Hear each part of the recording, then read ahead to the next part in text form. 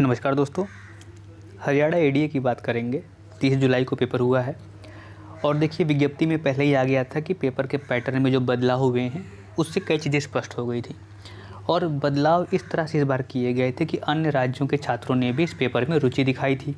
ये बातें तो स्पष्ट थीं, लेकिन पेपर आप कोई भी एग्ज़ाम देने जब जाते हैं तो जाहिर सी बात है आप उसके प्रीवियस पेपर को देख के जाते हैं कि पेपर का स्तर ऐसा आता है, पेपर के प्रश्न इस तरह से पूछे जाते हैं। जिसने इसको ध्यान में रख के तैयारी की थी उसे बहुत ही अच्छा खासा सेटबैक मिला होगा पेपर को देख करके। ठीक है, 2 घंटे का पेपर था, नेगेटिव मार्किंग को इंट्रोड्यूस किया गया। अब पेपर इस तरह से टफ बनाया गया था क्योंकि ये मॉडरेट लेवल का तो नहीं कहा जाएगा। पेपर इजी नहीं था, पेपर मॉडरेट नहीं था। कुछ संस्थान मैं देख रहा था कह रहे हैं कि मॉडरेट था, तो हो सकता है उनके टफ़ की परिभाषा जो होती है वो बिल्कुल ही डिफरेंट कैटेगरी की हो, वो टफ़ को इम्पॉसिबल मानते हो, ठीक है ना, तो इसलिए वो मॉडरेट कह रहे हो, लेकिन पेपर टफ़ की कैटेगरी में आएगा। दूसरी बात, पेपर में जो प्रश्न पूछे गए थे वो एक प्रश्न से ही कई प्रश्न निकल रहे थे, ठीक है। तो ऑप्शन के आप एलिमिनेशन देखेंगे तो यूपीएससी मॉडल जिस तरह के पेपर बनाते हैं, सीईएस के यानी सिविल सर्विस एग्जामिनेशन के सीएससी के, तो उस तरह के पेपर थे। यानी कि अगर आपको एक प्रश्न सही से करना है तो उसको आपको पढ़ना पड़ेगा, फिर आप एलिमिनेट करिए। तो पूरी प्रक्रिया अपने आप में बहुत लंबी थी। 2 घंटे का समय पर्याप्त तो नहीं था। पर्याप्त होता कब?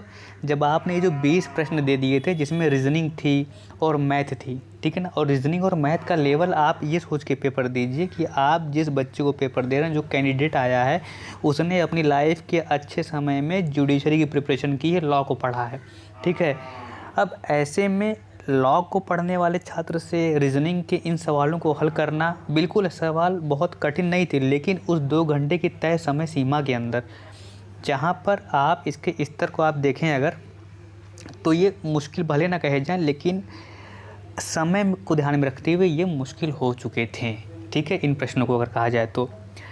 अब इसी के साथ ही अगर हम अन्य चीज़ों की बात करें तो जो आपने ऑप्शन ई डाल दिया था, ऑप्शन ई ने ऐसा पैनिक क्रिएट किया, क्योंकि आप अगर उसको फिल नहीं कर रहे हैं तो भी भाई आपका नेगेटिव माना जाएगा 1/4 की।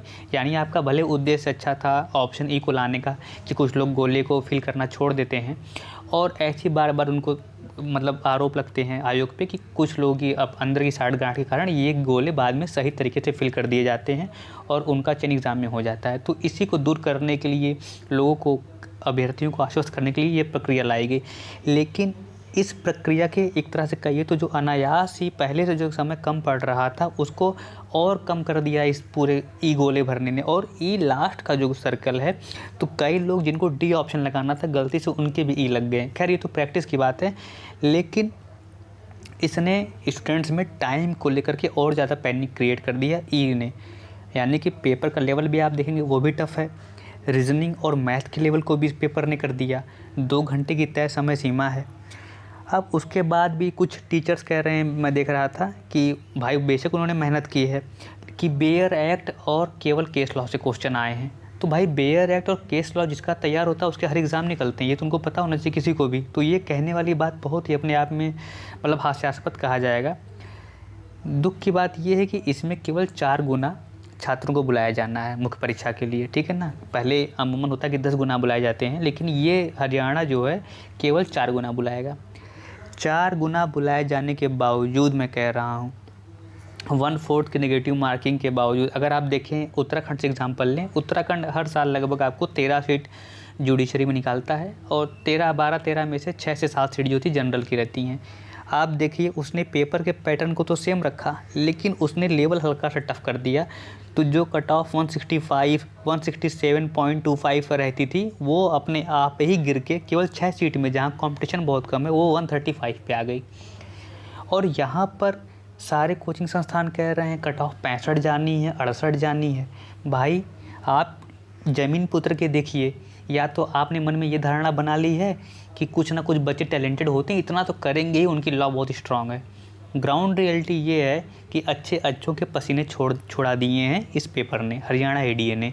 आप किसी एग्ज़ाम को जब देने जाते हैं तो आप उस एग्ज़ाम के लिए अपनी स्ट्रेटजी अलग तरह से बनाते हैं।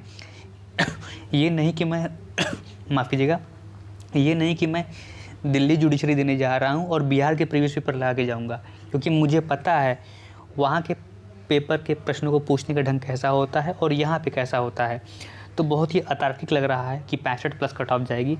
मेरा जो मानना है, मुझे लग रहा है अधिकतम जाएगी तो 55 तक कट ऑफ जाएगी।